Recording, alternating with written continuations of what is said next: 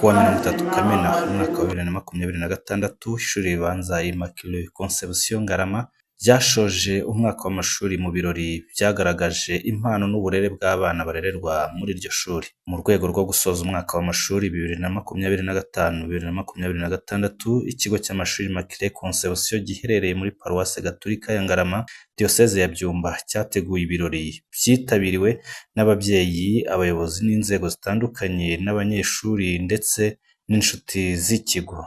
Ibyo birori byabimburiwe n'igitambo cy'Ukaristiya cyashimiwemo Imana ku rugendo rw'umwaka wose w'amashuri no kwisaba gukomeza guha umugisha abana barangije amashuri y'incuke n'abanza. Ni ibirori kandi byatangiwemo amasakaramentu atandukanye.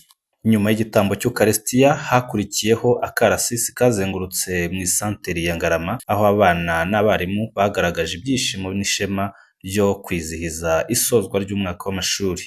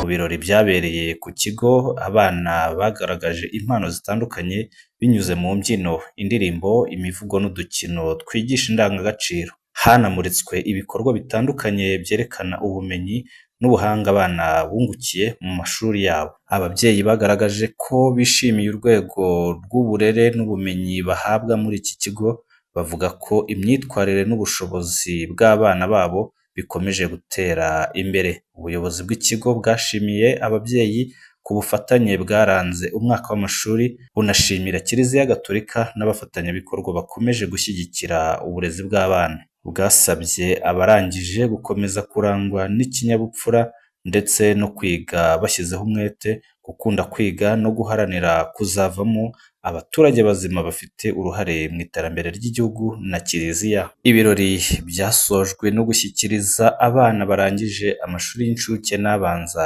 impamyabumenyi n'ibihembo bitandukanye mu rwego rwo kubashimira umuhate bagaragaje no kubifuriza gukomeza gutsinda mu cyiciro gikurikiraho cy'amashuri. Ni ibirori byasize ibyishimo ku bana, ababyeyi n'abarimu, bikaba byongeye kugaragaza uruhare rw'ikigo Immaculée Conception cya Ngarama mu gutanga uburezi bufite ireme bushingiye ku ndangagaciro za Gikristo no guteza imbere impano z'abana. Ishuri Immaculée Conception risoje umwaka rifite intego yo kuba irya mbere mu ntara y'Iburasirazuba, dore ko rimaze imyaka isaga 3 riba irya mbere mu rwego rw'akarere ka Gatsibo riherereyemo.